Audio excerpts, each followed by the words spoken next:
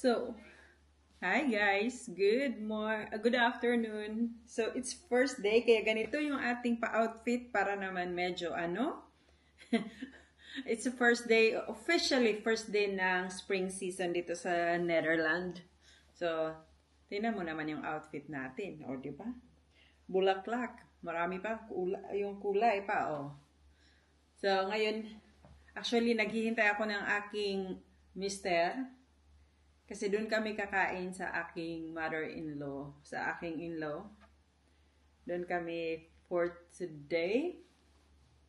Pero yung magluluto ang aking brother-in-law. Kasi ngayon, dahil hindi na nakakalakad yung mama ng aking mister. So, dito, kami, kasi yung turno-turno namin, ganun pa din. Ako nagluluto, doon ko kami, dinadala na lang namin yung food. So, yan. Andito na ating pagkain. Tapos ito yung kay mister. Akin, Tuesday. Ang kamay, agoy, yun, ginoo ko. So, grabe kabisi ang garden center. Officially spring na kasi. Kaya ayan, yung mga flowers. Ang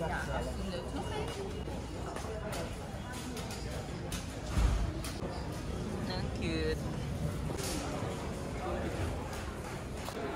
Ang cute. Rabbit. Yeah. So, nakarating na tayo ng bahay from grocery shopping. Nagano kami ngayon? Yung monthly grocery shopping namin. At nagpunta din kami ng tawag doon, garden center kasi spring season na. Namili kami ng bulaklak. At ang dami naming grocery kasi nga meat, nabumili kami ng maraming meat. At nakalibre kami doon sa Sligro ng ano ba yung tawag dito? Easter egg. Ayan. So, ito yung libre namin kasi nakapag-spend kami ng, meron kasi silang yung parang, kung nakapag-spend ka ng ganito, may libre ka, ganyan. So, umabot kami. Tapos ngayon, iano natin, ang mahal ngayon ng strawberry.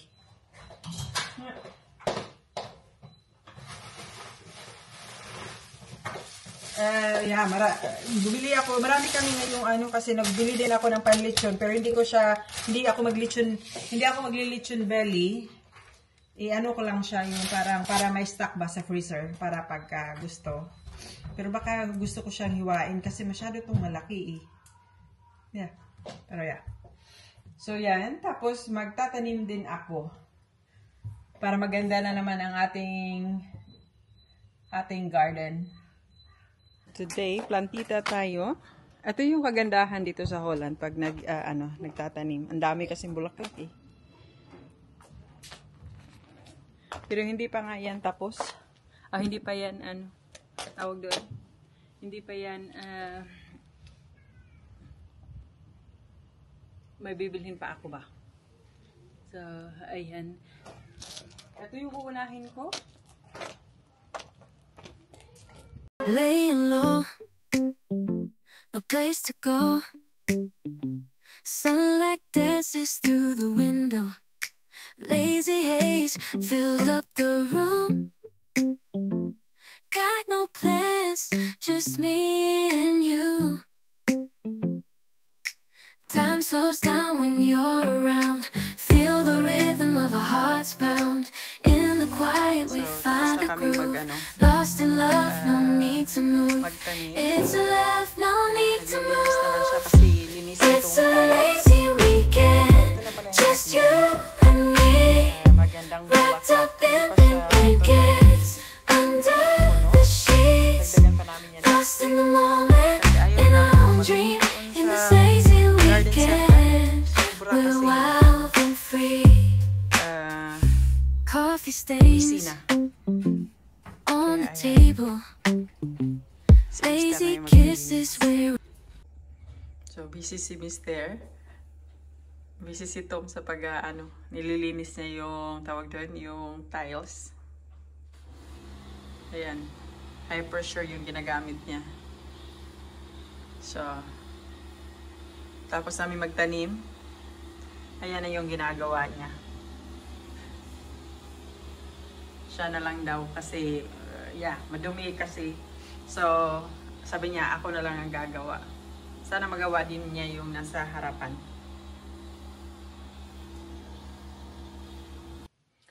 So, good morning guys! So, nasa bahay lang tayo today. Lalabas kami, pupunta kami ng garden center kasi tatapusin ko yung pagbibili ng mga plants. So, ito nag-aayos. So, kagahapon, nandun kami sa birthday celebration ng ni Tatay Digong. Siya, napaka-saya. Maski malamig, hala, may budots pa. Today, meron yata merong event ulit. Pero sa malaki na siyang field, hindi na dun. Kasi kahapon, doon kami sa harapan ng ICC. Tapos, residence area kasi yun. May permit naman sila, pero yun nga, pag napunta ka sa daanan, lalo na dun sa harapan ng ICC, andun talaga yung mga security guard. Pero, okay naman yung tayo mga Pinoy talaga, maski gaano pa ka bigat yung dinadala, talaga, yung parang napapagaan. Yung So, naman, nag-enjoy ako. Yung hindi ba, katulad nung nung tawag doon, nung nandun kami nung nag-rally, hindi naman siya mabigat na maano naman yun, napaka-peaceful at saka successful nun. Pero this time, this is more a celebration talaga. Yung yung hindi So, yeah, sana narinig kami ni Tatay Digong from labas. So ngayon, hindi ako pupunta sa Den Haag. Yung wife duties naman natin ng ating ang ating pagtuunan ng pansin. Kasi medyo napadalas ako doon. At ayaw naman nating maprotestaan tayo. Baka ako yung maprotestaan naman ng aking asawa. Although, grabe ka-supportive ang aking mister. Pero wag nating abusuhin. So, maganda pa naman ang panahon, no? Sana, makikita. Yeah. So, maganda yung panahon. Tapos na ako. Ito pala yung pa-outfit natin. All colors. Lit. Kasi, maganda nga ang panahon, pero malamig pa din. Nasa 12 degrees. So, ayan. Yung ating, outfitan for today's video.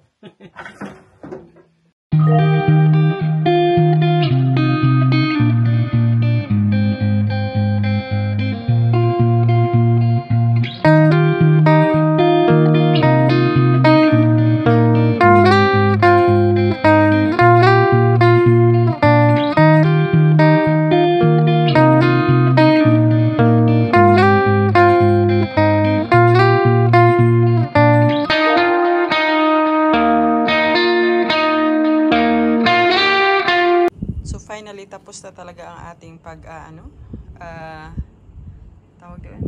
pag-aayos, paglalagay ng mga bulaklak sa likod, sa garden namin sa likod. Ayan ang una. Tapos dyan, ayan lang, konti lang yung nilagay ko. Tapos ito din, nilagyan ko ng bago. Tapos may lavender tayo dito. Tapos ito yung pinaka-excited ako mag-bloom. Etong Blow Rain na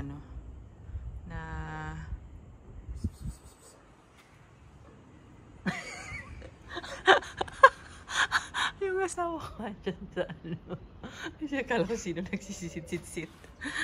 Ito yung Blow Rain na mga niya. Yun yung excited talaga ako dyan. Ang ganda niyan. Pakita ko pag nag-bloom na. Tapos ito dito. Ayan, bago ko rin yung nilagay. Ito yung mas gusto ko sa ano. Tapos dito sa likod, andyan yung mga barbecuehan namin. Tapos pinadry kasi ang mga paglilinis. Tapos, yan. Tapos dito, pang ano to dito banda eh. Ano talaga siya, summer blooms talaga to dito. Pero meron na siya yung hyacinth. Yan lang naman yung ating ano. Ang ating tawag doon. Mga blooms dito sa ating garden. Natapos na din sa wakas yung paglilinis namin sa back garden at paglalagay ng mga bagong bulaklak. Yan yung pinakagusto ko pag spring season, yung paglalagay ng mga bagong bulaklak. Ayoko kasi yung parang gusto ko yung yearly na babago yung itsura, ibang kulay. Pero yun, nagrereklamo yung asawa ko kasi minsan naman talaga kamahalan yung mga bulaklak. So gusto niya yung kasi meron kaming part ng garden na talaga siya yung parang yun na yun. Minsan di ba boring naman kung yun at yun na lang. Ako gusto ko yung gusto ko yung nagbabago yung kulay ng Kaya mas gusto ko yung mga flower pots namin, nilalagyan ko ng mga bagong kulay yearly. Inaanuhan ko yan mostly. Binabago ko siya during spring season. At pagka late summer, para pagpa-autumn na siya, meron din siya kasi dito sa Holland, meron din yung parang mga autumn flowers. So maganda din siya. So ganun yung ginagawa ko. At yung sa harapan, mostly doon is mga talaga, spring blossoms talaga. Pero meron ako ngayong nilagay doon, tulips. Nag-bloom na ang aking tulips. So, ipapakita ko din yun pag maganda na siya. Kasi yung old na tulips, kasi meron akong yung bagong last year ko lang tinanim. At meron ako yung 2 years na. Pero yung 2 years, hindi siya ganun kaganda. Meron pa rin sumibol, pero hindi ganun kagandahan. So, yeah. Yun ang ating update sa bahay. Finally, natapos. Kasi nga, medyo na busy ako. Lagi akong pumupunta ng Den Haag. Umattend ako nung, yung rally. Tapos, punta din ako nung birthday ni Tatay Digong. At minsan, pumupunta din. Ganun, bisita-bisita, ganun lang. Mga kasama mga kaibigan. So, kasi, habang nandito siya, punta doon para maingayan yung yung ICC at pauwiin na siya. Kasi maski kahapon, maski ang yung simultaneous yung celebration, napakalaking celebration, first time historical global celebration, pero gusto ko pa rin yung sana kasi 80th birthday niya, sana na-spend niya yun sa family niya. Kasi milestone yun Tapos, diba, matanda na. Ayoko magiging emotional. Kasi kahapon. Napakagaan kasi ang nagbudots, yung magaan, nag-aanuhan pa, kantahan, ganun, magaan. Napakagaan kasi ang nagbudots, yung pa rin at the back sa yung nasana kasi hindi sila makaka-visit Parang isang tao lang sa member ng family na pwedeng bumisita. So hindi talaga nila tapos bawal ka magdala ng kung ano-ano. So wala. So yun yung tawag doon. Yun yung pinakamasakit na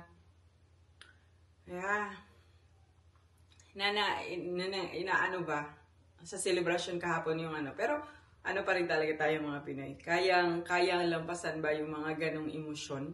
So, masaya kahapon. Tapos pag-picture ako kay VP Sara Duterte, Tapos kay Senator, tapos napag-anuhan pa ako, napagkamalan pa akong si Maharlika. Ewan ko lang.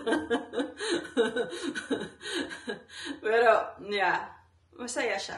So ngayon, focus muna ako sa paglinis ng bahay. Kasi talaga, promise, hindi ako nakapag, na normally, naglilinis talaga ako sa bahay. Ay, sana.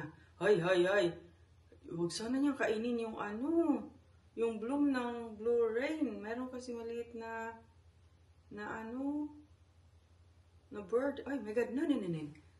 Anuhin ko muna yung ayan. Hindi kasi ito sumama kahapon, kaya dito kami, do 30! Hindi kasi siya sumasama. Si busy sa work ba? So, dito lang siya sa bahay. Naano ko na yung ibon. Paano kaya yan? Lagyan ko yun ng panakot sa ibon. yun lang naman. So, ang ating week.